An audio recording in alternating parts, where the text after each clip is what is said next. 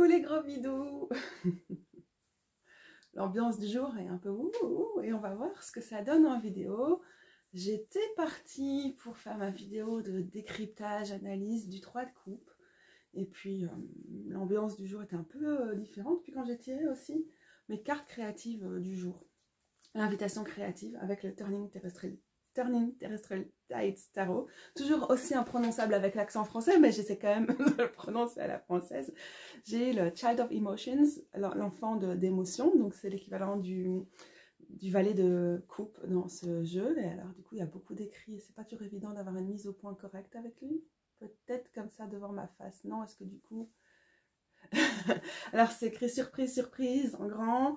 On peut tous accéder ça à n'importe quel moment, même en tant qu'adulte. Mais donc ça, j'imagine que ce petit mot en dessous est une réponse à ça. Est-ce que tu te souviens quand tout t'avait donné l'impression d'être possible et que jouer était au centre de tout? Et je me suis rendu compte qu'il y avait cette énergie très poisson. Le signe des poissons qui était dans l'air aujourd'hui. Je me suis rendu compte qu'aujourd'hui, Vénus était en conjonction avec Neptune en poisson. Donc évidemment, l'énergie du jour est super poisson. J'ai trouvé ça rigolo d'avoir ça aussi parce que j'écoutais un podcast, du Astrologie Podcast, avec Britton LaRue, qui était sur le fait d'enlever la honte des signes. Unshaming the signs.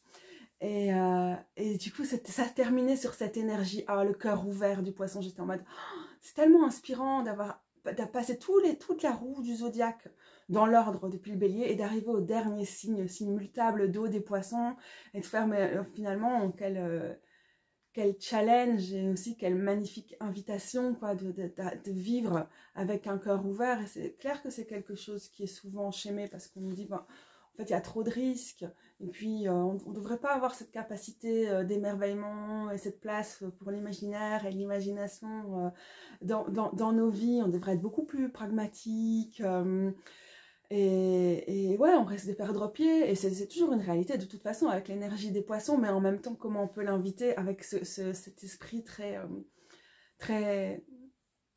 enfantin, en tout cas dans ce cas-ci, puisque le valet est renommé est renommé enfant dans ce jeu-ci, et d'inviter plus de cet esprit-là, qui pour beaucoup d'entre nous, c'est pas dans mon cas certainement, oui, mais c'est pas forcément quelque chose qu'on associe à l'enfance, à notre propre enfance, mais qu'on peut quand même associer à un sentiment d'enfance en général.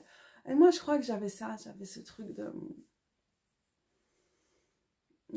d'aussi pouvoir exprimer des choses à cœur ouvert. Par exemple, j'étais quelqu'un de très croyant, j'étais élevée dans la religion catholique, et ce truc de vouloir plus de paix dans le monde, et de me dire, il faut que je garde cette capacité à la fois à m'émerveiller et à m'indigner et à alimenter cette colère quand je serai grande. Je me disais ça, je me disais, j'espère que j'oublierai jamais mon âme d'enfant. je pense que comme beaucoup d'entre nous, je l'oublie souvent, mais je me rappelle souvent de cette promesse que je me faisais quand j'étais enfant. Et en ces temps où on est témoin d'un génocide envers le peuple palestinien et qu'on fait relativement peu et qu'on se sent assez désarmé sur ce qu'on peut faire là-dessus, peut-être que en fait c'est ce qu'on associe parfois à cette énergie et des pages et du poisson à de la naïveté, mais c'est pas le cas quoi. C'est genre, si tu peux encore être touché et avoir le cœur tellement ouvert, alors tu peux aussi actionner ça, parce que c'est tellement facile de se dire qu'on est devant un écran et qu'on est insensible à ce qui se passe face à ce génocide là, et on a beau se dire qu'est-ce que je ferais si plus jamais ça, et puis on est témoin de choses comme ça, et qu'est-ce qu'on fait quoi, moi y compris quoi, voilà. Donc en fait, l'esprit ouvert, le cœur ouvert du poisson, parce qu'il y avait cette référence à l'enfance et à la naïveté aussi dans le podcast que j'écoutais, mais pour moi, c'est vraiment pas de la naïveté, justement, parce que si on a ce cœur ouvert, alors on est sensible à tellement de choses qu'en fait, on n'est pas naïve, on est aussi capable de voir une couche des choses telles qu'elles sont. Que si on est trop en train de rationaliser, on va moins réussir. Quelque chose comme ça. Oh oui, oui, c'était ça le truc du jour. C'était du coup, je me suis dit que j'allais peut-être me pointer ici en mode dans mes vidéos fouilles de pensée, mais qu'avec l'énergie du jour, là, ce côté enfant d'émotion, on allait probablement moins être dans un fouillis de pensée, qui est un truc qui fait bien référence au côté air et terre, mais probablement plus dans un fouillis intuitif. Alors pour l'instant, on est peut-être dans quelque chose, on est complètement dans quelque chose qui n'est pas structuré, mais voilà, j'ai suivi le fil de cette carte. Et j'avais aussi tiré, ça c'est l'enfant d'émotion, c'était ma carte sauteuse. Puis j'ai eu le 4 de tangible, qui est l'équivalent du 4 de pentacle ou de denier dans ce jeu-ci, comme carte que j'ai tirée en plus de la carte sauteuse. Et noté ici, le prix de toute chose, c'est la somme de vie que tu échanges contre cette chose-là. Là, c'est tellement big d'un coup que je sais pas quoi dire. Mais en tout cas, il y a différents niveaux de résonance. Il y a le niveau collectif, il y a le niveau macro, il y a le niveau micro. Et parce qu'on est dans une carte des suites, on est aussi pas mal au niveau micro. Je me suis dit, oula, avec mes douleurs et ma fatigue aujourd'hui, et ces bretelles n'arrêtent pas de tomber, elles m'emmerdent, donc je n'ai jamais cette robe. Et pour une vidéo, je me suis dit, ah, ça va aller, mais nenni, c'est toujours aussi chiant. Je l'accroche dans les bretelles du soutif, on y croit encore. Ouais, je me suis dit peut-être j'allais sacrifier beaucoup trop de cuillères. Moi, c'est le fait d'essayer de faire une vidéo de ma série du tarot carte par carte. Et donc la suivante, c'est le 3 de coupe, parce que j'ai un certain niveau d'exigence. Et peut-être c'était mieux de me pointer dans un truc plus fluide aussi, que ça allait être moins intense pour moi. Là, a priori, vous êtes complètement dans une vidéo où vous suivez mon processus quand je tire les cartes, quand je tire mes invitations du jour et tout, et du genre de choses que je peux en retirer au moment où je tire les cartes, et aussi parfois au fil de la journée, les répercussions que je peux voir.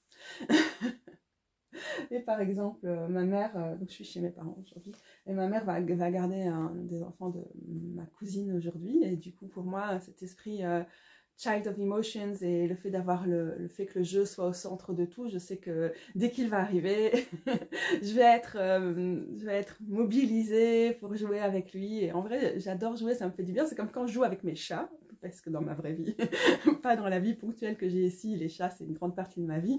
Je sens à quel point ça me fait du bien. Je vois mes chats jouer, ça me met tout en joie, ça me ramène vraiment un truc chouette dans la vie, même si ça peut être fatigant. Parfois, les chats, elles ont envie de jouer à un moment, toi, t'as pas du tout envie. Mais il y a quelque chose que ça ramène qui fait vraiment partie, que peut-être j'aurais plus associé à des cartes de bâton, comme le 4 de bâton ou la page valet de bâton. Mais l'avoir ici dans une carte que j'aime beaucoup, à laquelle je m'identifie peut-être plus facilement, qui est celle de la page de coupe, l'enfant d'émotion dans ce jeu-ci. C'est aussi l'état d'ouverture qu'on a quand on est dans l'espace de jeu, qui peut aussi être très propice à être au plus près de ses émotions, de son ressenti, de voir de quelque chose d'intuitif. C'est vrai, parfois, bon, je pense que je vais jouer avec les Duplo, avec mon cousin, mais il suffit de sortir un truc genre pas les Lego, les Playmobil de l'enfance ou quoi, et d'arriver directement qu'il y a un monde qui se met en place là et qui nous permet peut-être aussi de garder l'émerveillement, mais aussi l'espoir. Et l'espoir, c'est vraiment très important dans ce qu'on est en train de traverser collectivement et personnellement en ce moment, mais aussi avec les énergies du mois d'avril, au niveau astrologique, le fait d'être dans la saison des éclipses et tout. J'ai pas de grande révélation là-dessus, puisque je suis pas énormément les transits astro, mais je sais que ça va être intense. Et dans ce cas-là, je trouve que le jeu, c'est aussi une bonne façon de rester... d'inviter le rêve tout en restant enraciné dans l'essentiel. C'est pas facile. Okay. Bref, est-ce que ça fait sens? Je n'en sais rien.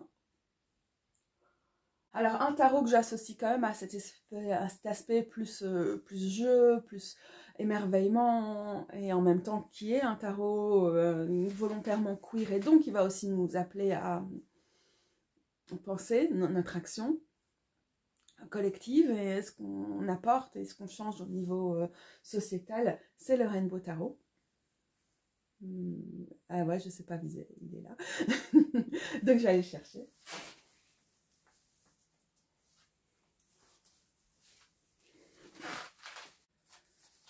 Mais donc, je pense que on va partir là, pas tellement sur un fouillis de pensée, mais sur une espèce de voyage avec là où les cartes que je vais tirer. Puis du coup, bah, je vous emmène dans mon processus d'interprétation. En espérant qu'elle soit aussi intuitive que possible aujourd'hui. Et on va vraiment voir ce que ça donne. Est-ce que ça va nous faire un micro-tirage collectif? Est-ce que ça va être plutôt réflexif? Est-ce que c'est intuitif et on va voir ce qui va venir? Je ne sais pas. Je suis dans l'esprit de l'enfant d'émotion et donc je ramène ce côté spontané qui va évidemment très très bien au valet du tarot dans le processus de ce jeu, de ce tirage.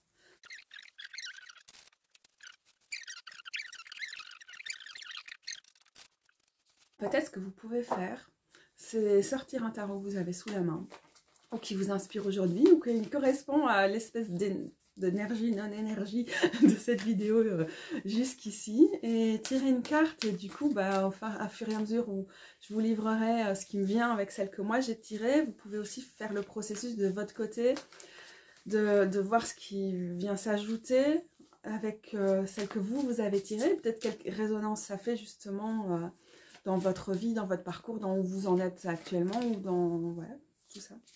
Donc il n'y a pas de thème, mais souvent dans ces cas-là, la première carte que je vais tirer va m'aider à déterminer le thème. On va voir. Je vous laisse mettre sur pause aussi si c'est ce qui convient pour vous.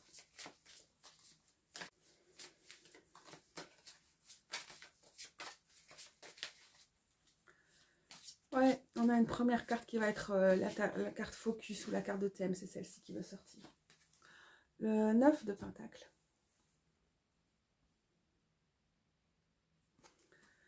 Le 9 de Pentacle que j'aime beaucoup dans le Rainbow Tarot.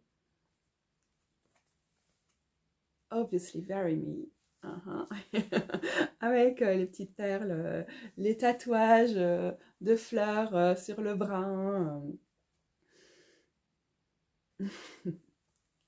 Cet escargot, je ne sais pas si vous savez, il y a une partie de ce que je partage qui est souvent une éloge, un éloge, on est mal paré, un éloge de la lenteur ici. À un moment, je me suis dit, il faut que je trace dans tous les endroits où on voit ce petit oiseau-là dans le Rainbow Tarot, pour voir quelle pourrait être sa signification, puisqu'on n'a pas le rapace qu'on voit habituellement sur cette carte-ci, et ça me convient très bien aussi. C'est la carte de Vénus en Vierge. Et là, on a Vénus qui est dans le signe opposé de la Vierge. Donc, c'est dans le signe des Poissons. Donc, on a une Vénus en exaltation plutôt qu'une Vénus en chute. Je ne vais pas faire des grandes considérations astrologiques. Ne vous inquiétez pas si ça ne vous intéresse pas.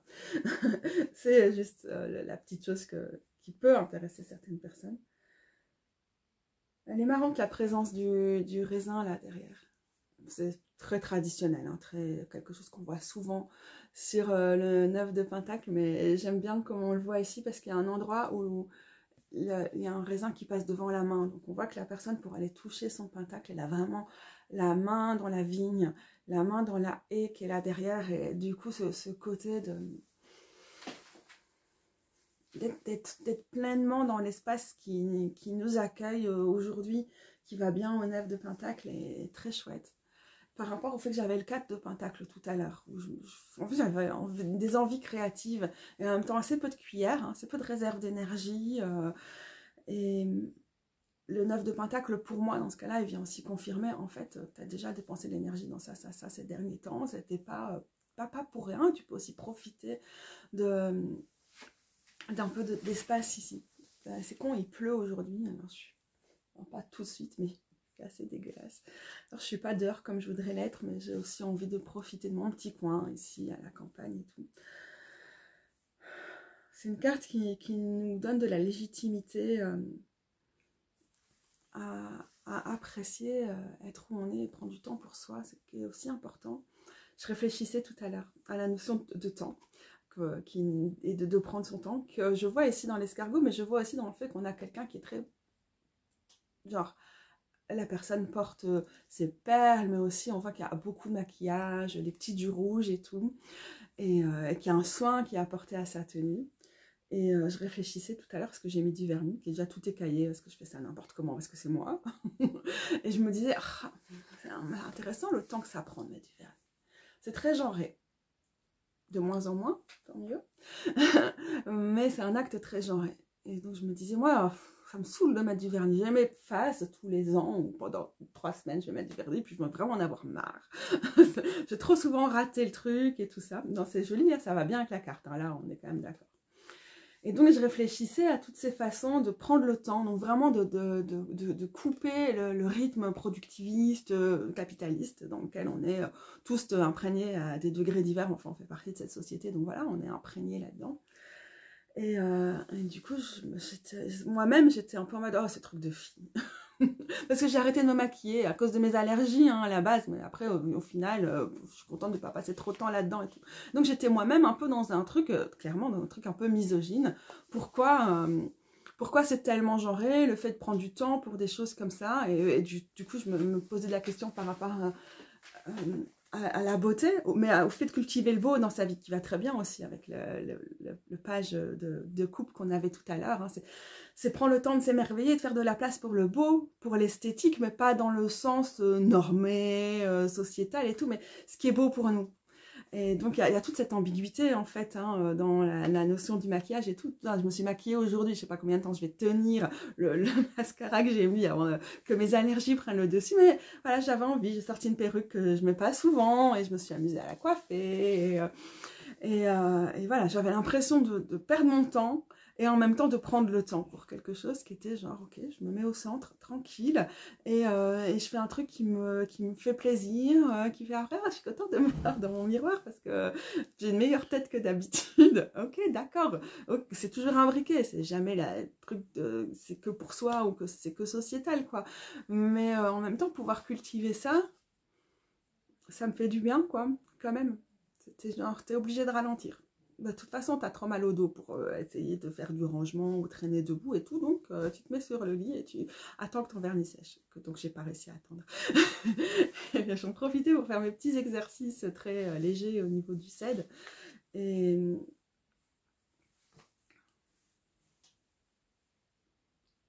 ben, c'était bien.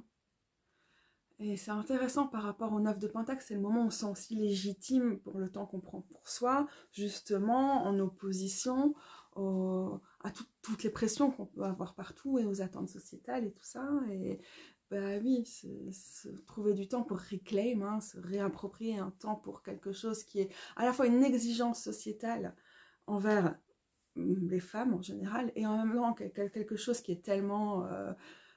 qu'on voit comme futile et inutile, etc. Et moi y compris, hein, j'étais là-dedans, dans cette ambivalence au moment où j'étais là. Ça peut être vraiment... c'est pas si évident et en même temps ça a de la valeur pour ça. Moi je me pose aussi la question, je suis en mode... Ce truc qui est rempli de saloperies pour la planète, et dans le processus de production, et dans, après... ce qu'il en reste, et puis tous les microplastiques probablement, ou toutes les saloperies en tout cas chimiques qui vont se retrouver dans les eaux usées chaque fois que je me lave les mains et tout ça, puis j'ai dû utiliser mon dissolvant et tout, c'est pour faire du shaming pour personne, mais évidemment je me pose des questions sur ce genre de choses. À partir du moment où j'ai dû arrêter de me maquiller, l'acte de se maquiller et de choisir ce genre de choses devient nettement moins anodin et me pose davantage de questions. Puis avec les moyens que j'ai, bah, évidemment j'ai acheté le vernis de merde chez Emma parce qu'il était en promo et voilà, évidemment on est en plus sur un truc qui est d'office pas éthique. Tout est dans sa tête avec ce 9 de Pentacle. Non, mais il y a vraiment cette question. Souvent, c'est aussi un rapport au capitalisme et à la pression qu'on se met et tout ça. C'est que souvent, on voit le 9 de Pentacle, ok, on culmine dans la suite, hein, on est vraiment dans l'accomplissement, c'est le 9 et tout ça. Et donc, on le voit comme un truc capitaliste, genre, waouh, t'as vraiment bien travaillé, tu mérites cet espace à toi, tu mérites cette pause. Limite, ça peut être une carte de vacances, ou ça peut vraiment juste être un truc de, oh, j'ai mérité cette maison que je peux m'acheter. Genre, t'as mérité ton privilège de classe, ouais. avant toute chose, quoi, tu vois. Donc, t'as rien mérité, en fait. Donc, c'est aussi une carte qui nous invite à revoir toutes les notions de méritocratie, parce qu'à chaque fois qu'on se dit « Ah, je m'octroie cette pause » ou « Je m'offre ceci ou cela parce que j'ai travaillé pour y arriver », on a vite fait de faire fi de tout le côté systémique, sociétal, toutes les oppressions, les rapports de domination, qui font que en arriver là était plus ou moins facile ou difficile pour nous. Et donc, c'est aussi intéressant d'enlever le 9 de Pentacle de ce côté méritocratique et productiviste et de le voir dans un contexte qui est, pour le coup là, par exemple, moi c'est lié à mon rapport au corps, ouais, j'ai pas mal marché ces derniers jours et j'ai pas mal de douleurs avec mon CED et je continue de faire beaucoup d'exercices physiques parce que c'est nécessaire avec mon CED et j'arrive pas forcément à trouver, avec le fait que donc, mes tissus sont plus fragiles que les tissus d'une personne qui n'a pas cette condition génétique, j'arrive pas à trouver c'est quoi les moments de récupération que je dois m'accorder parce que je pense qu'il faut quand même que je reste en mouvement et que le mouvement est vraiment important pour moi. Et en fait, le repos et la récupération sont tout aussi importants pour moi. Mais où est le truc? Je me dis toujours, aujourd'hui, je vais faire un jour où je ne fais pas plus que 8000 pas par jour. Et en fait, au final, je ne le fais jamais.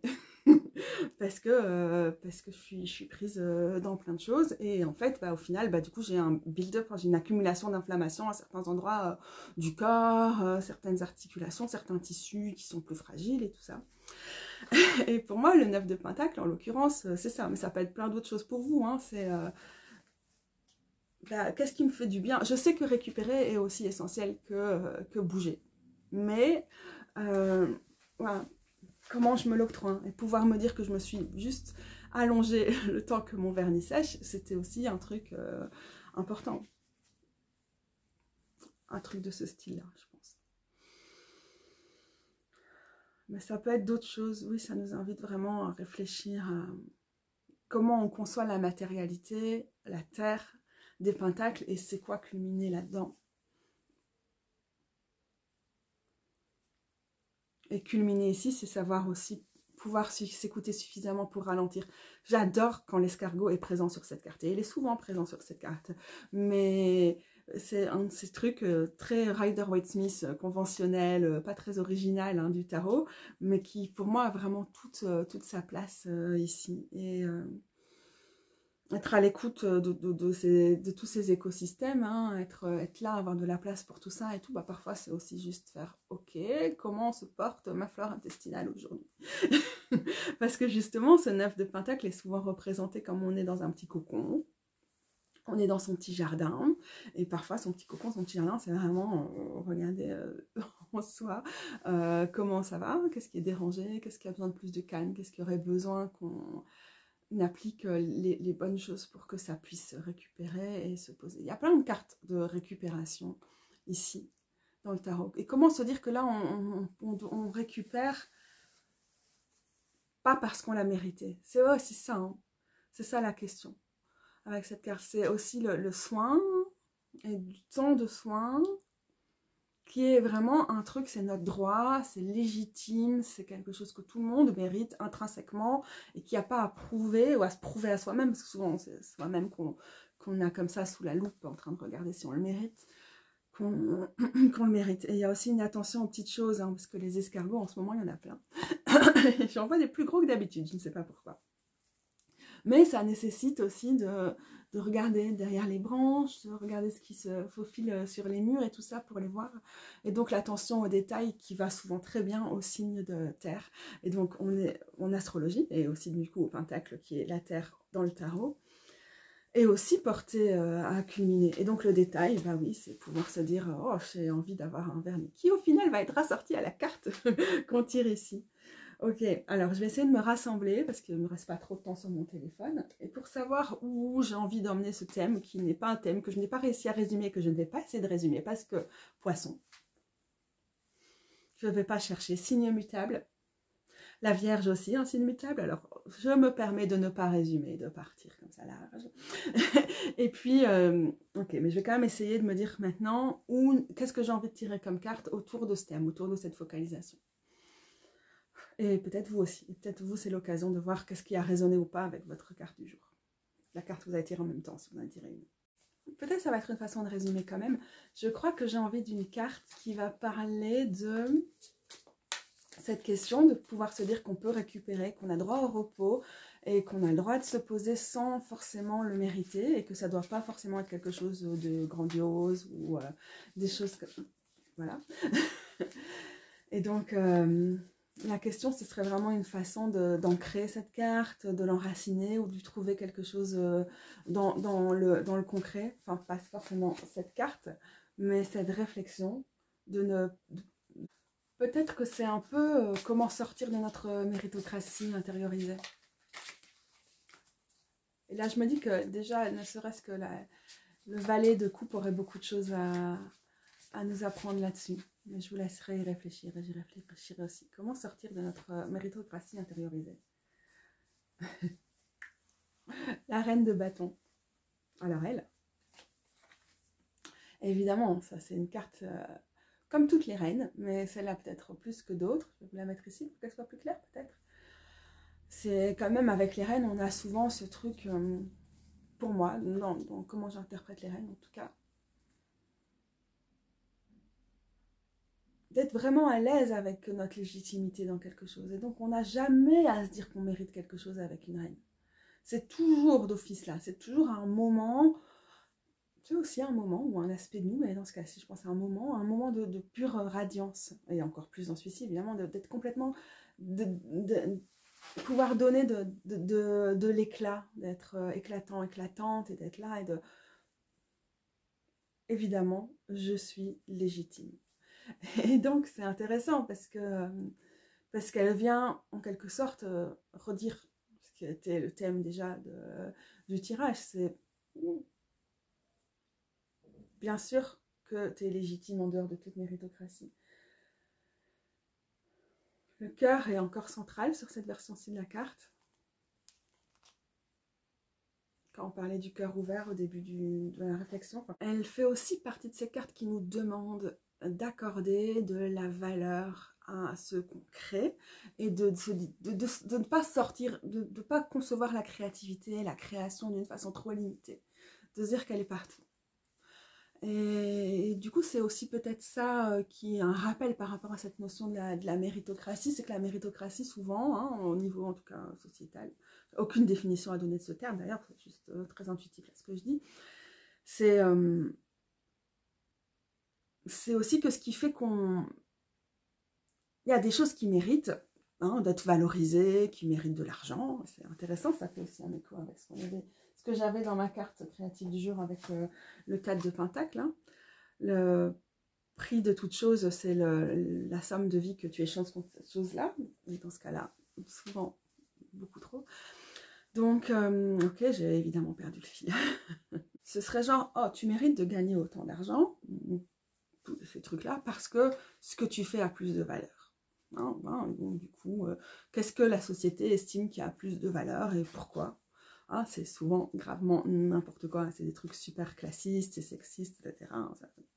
Racistes, évidemment, parce qu'il y a quand même des écarts salariaux qui sont injustifiables sur base, effectivement, de ta couleur de peau ou de ton origine, sur base de ton genre, sur base de tes capacités physiques, sur base de ta classe sociale, sur base de ta morphologie et tout ça, évidemment. Hein, on sait bien, et ça me fait penser à un truc, c'est il y a quelques années, une association flamande socialiste de femmes autour du 8 mars avait sorti un truc genre « Oh, regardez, l'écart salarial entre les hommes et les femmes, ça ne nous choque pas, mais si jamais c'était les Noirs qui étaient discriminés sur le marché de l'emploi, ou les gros, ou les handis, là, ça nous choquerait. » Et c'est genre...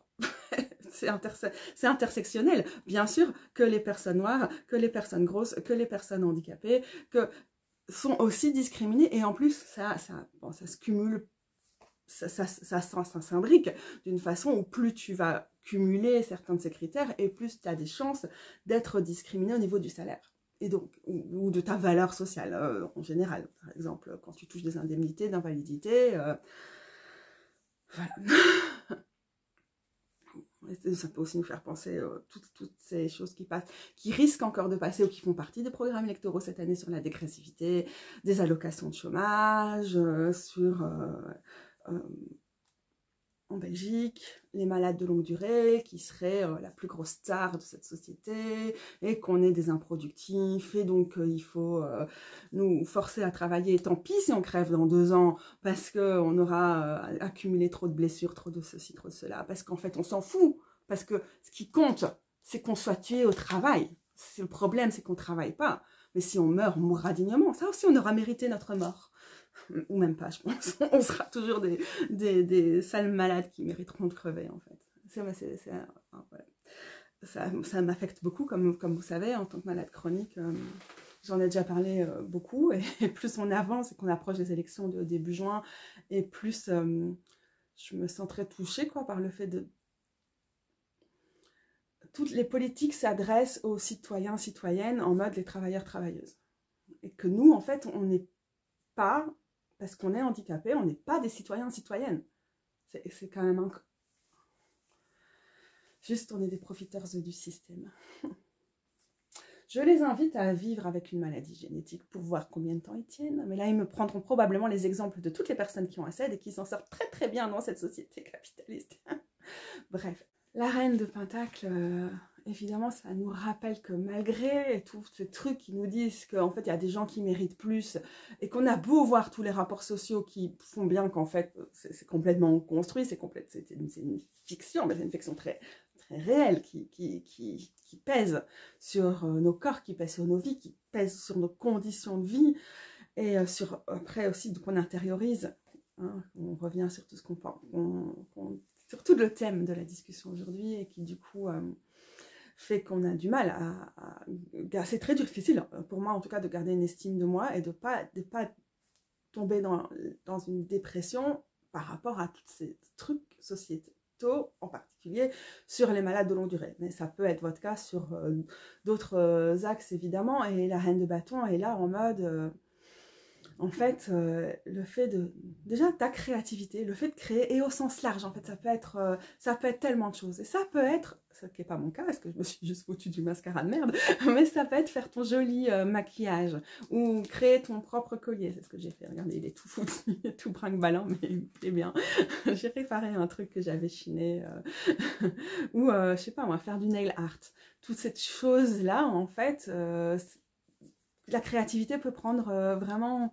plein de formes et de pouvoir cultiver ça pour nous comme un rempart à ce truc de, en fait, il y a des choses qui sont légitimes. Et aussi, je parle encore une fois souvent, il y a des choses qui sont légitimes, il y a des choses qu'on mérite, c'est que maintenant on a l'impression, on vit vraiment dans un climat sociétal où tous nos hobbies, il faut qu'on les rentabilise. Pour cause, hein, parce que c'est super difficile financièrement en ce moment et qu'il y a plein de choses et qu'il y a une pression capitaliste assez... forte là-dessus. Waouh, il commence à y avoir du soleil. Et donc, moi, je vais quand même me retrouver dans le contre-jour. Mais bon, bref. Il faut qu'on rentabilise. Il faut qu'on en fasse quelque chose. Il faut qu'on vende. Il faut qu'on ait des projets. Il faut que... Et avec le tarot, on voit beaucoup. Hein, c'est beaucoup le cas. Il y a plein de gens qui veulent nous vendre des formations autour de ça là-dessus. Et aussi autour de toutes les choses qui sont liées à l'intuition, même à nos passions pour, je sais pas moi, le jardinage et tout notre créatif. Mais d'une façon très, très large. Tout et la créativité et la création devient quelque chose, il faut que ce soit rentable, il faut que ce soit bankable, il faut que tu aies des techniques de marketing autour de ça. Et la reine de bâton, pour moi, elle est juste en mode, je crée dans le moindre de mes petits gestes du quotidien et j'irradie cette création et point. Et donc, par rapport aux détails, à l'infime, à l'escargot, aux petites grappes, aux petits ronds de raisin, comment on appelle ça? Au raisin, tout court en fait, c'est les parties de la grappe. Qu'on voyait sur le 9 de Pentacle. Avec la reine de bâton, on a quelque chose de... En fait, il n'y a rien qui est trop infime, il n'y a rien qui est trop minuscule. Et il y a plein de petites choses qui font que tu mérites... de l'appréciation et que tu vas peut-être pas la recevoir au niveau sociétalement au niveau sociétal ou au niveau de ton entourage et tout, et à un moment malheureusement il n'y a que toi qui peux te l'accorder, et ça parfois c'est vraiment difficile, de continuer à se dire ce que je fais, genre même mes vidéos quoi, hein, ça a de la valeur, parce que pour moi ça en a, parce que j'en suis fière, parce que ça me fait du bien, parce que ça me permet de continuer à faire des choses avec cette maladie, peut-être pas malgré elle, avec elle. Et en même temps, bah, l'appréciation que je lui donne ne repose vraiment que sur moi, parce que je gagne pas d'argent, j'ai pas de... Et il y a plein de moments où c'est vraiment très très difficile, mais que voilà, c'est important. Je trouve du coup l'analogie, parce que peut-être ça va bien aussi avec le 9 de Pentacle, l'analogie du jardinage est très bien ici, parce qu'on voit quand même ce qui pousse en fait. Ou bien quand on fait à manger, on voit à quel point ça nous fait du bien, et ça fait du bien à nos proches, si on partage et tout ça. Et moi, ça me fait du bien de mettre mon petit collier que j'ai réarrangé moi-même, qui en fait est plus moche que le collier original, mais tombe mieux. et, euh, et voilà. C'est dans les petites choses, en fait, qu'on arrive à, à cultiver ce truc de je mérite. Déjà, vraiment, quand on est un malade, quand on est une personne malade de longue durée dans ce pays, dire que je mérite d'être en vie et que je mérite de ne pas être en train de crever devant un ordinateur ou sur un lieu de travail, c'est déjà un tel acte de défiance, hein, parce que, mais vraiment, je ne sais pas si vous n'êtes pas en Belgique, et la majorité des gens qui me regardent ne le sont pas, si vous avez peut-être du mal à imaginer à quel point la haine envers nous est énorme. Mais de dire que j'ai un corps improductif et pourtant je mérite juste d'être là, et je mérite de pas taffer, en fait, c'est genre un truc de ouf, et c'est pas pour ça, enfin, ouf. Ok, du coup, je valorise certaines des choses que je fais, mais il y a des moments dans ma vie où j'y arriverai pas, où j'y suis pas arrivée, parce que j'ai une maladie qui va être en dents de scie, mais qui est incurable, donc elle sera toujours là, et que peut-être au moment où je ne pourrai pas sortir du lit, où j'aurai une aggravation de mes symptômes et tout ça, je continuerai à pouvoir me dire, je mérite quelque chose. Et la reine des bâtons, elle parle de ça aussi, j'ai revu passer pas mal de trucs sur ce sujet, ça m'a fait du bien de l'entendre, même si je le sais, et vous le savez tous probablement, mais on a besoin de se l'entendre répéter. C'est aussi ce truc de... J'ai oublié encore une fois de quoi je parlais. Mais après ça, je suis sûre que je serais capable de travailler dans un travail normal pendant des heures tous les jours et je ne perdrai jamais le fil de ce que je dis. J'ai dû regarder ce que je disais dans le dernier segment que j'ai enregistré pour me rappeler ce que je disais. Oh zut, ça ressort de mon cerveau. Si, c'était un truc par rapport à la création artistique. Partagé par plusieurs personnes et beaucoup d'entre elles étant aussi des malades chroniques. C'était ce truc de, en fait, c'est pas parce que t'es pas en train de créer maintenant que t'es pas une artiste. Et c'est pas parce que t'es pas en train de créer. C'est Sophie Strand aussi notamment qui disait ça, mais j'ai vu d'autres personnes qui est donc une autrice que j'adore et qui a aussi un set. Sophie Strand notamment disait, c'est pas parce que t'es pas en train de créer depuis des semaines, c'est pas parce que t'as rien créé même depuis des mois ou des années que t'arrêtes d'être une artiste. Ce qui est, voilà, truc de ouf, parce que moi j'ai plus envie de partager certaines des choses que je fais, ni sur YouTube, ni sur les réseaux et tout ça, et donc ça veut pas dire que je crée pas, mais la légitimité que j'ai à me dire artiste, parfois, voilà, surtout pour moi qui suis pas vraiment, genre j'ai pas une case d'artiste, c'est juste une perspective poétique que je ramène dans tout, mais de pouvoir se rappeler, en fait, tu restes une artiste. C'est compliqué, hein, parce qu'à la période où de la désinformation, où tout le monde est expert en tout, et donc on est super vite artiste ou ceci ou cela, ce qui nous légitime à prendre la parole et qui souvent participe à la propagation de fake news et tout ça, mais bon, ça c'est peut-être une autre question par rapport au tirage ici, mais la reine de bâton, elle veut nous voir comme des artistes, même dans les moments où on ne crée pas. Et on ne sait pas quand on sera capable, ni si on sera capable de recréer un jour. Et elle veut nous voir, au-delà de cette question des artistes, qui est peut-être quand même un truc un peu plus niche, mais comme des personnes qui sont des créatrices, qui sont capables de créer, qui sont capables de s'engager, qui sont capables de vibrer, de faire vibrer, de partager, même si pour l'instant on n'a pas les cuillères, les ressources, l'argent et tout ça pour que toutes ces choses s'expriment pleinement. Et du coup, de considérer effectivement par rapport à cette société méritocratique, je regarde le temps qui s'écoule, je sais que mon truc va bientôt couper, que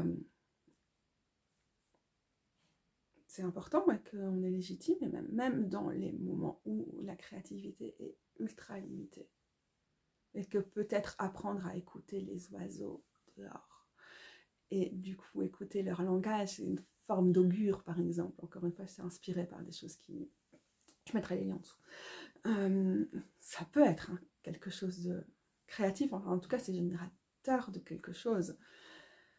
Je crois qu'il y a quelque chose à pas oublier par là, et ça ne fait plus sens parce que je n'ai plus de place et que je n'ai plus de cuillère et que c'est comme ça. que ça ne sera jamais autrement, probablement. Et voilà. C'est difficile de célébrer sa vie quand nos réussites ne ressemblent en rien à un truc traditionnel. C'est aussi une des leçons du 6 de bâton. Mais ici, la réponse est vraiment pour soi, en soi, de la valeur que nous, on s'accorde et qu'on s'autorise à s'accorder envers et contre tout, alors que la pression est telle. C'est peut-être ça la leçon du 9 de Pentacle. C'est pas juste d'accorder de la valeur à notre travail, parce que voilà, c'est vraiment horrible envers les personnes. On dit c'est du capacitisme, quoi, de tout remettre sur la valeur du travail, mais de aussi donner de la valeur à notre corps, de nous donner de la valeur à nos temps morts. Sans doute que j'ai plus de place sur mon téléphone, alors je vais dire au revoir ici. C'est long, hein, de toute façon, donc je pense que c'est bon, hein, si on arrête ici. Mon GSM est en train de trembler, parce que voilà, j'ai plus le temps d'attendre qu'il arrête. Merci les gros bidous, à bientôt. Je ne sais pas très bien ce que c'était cette vidéo.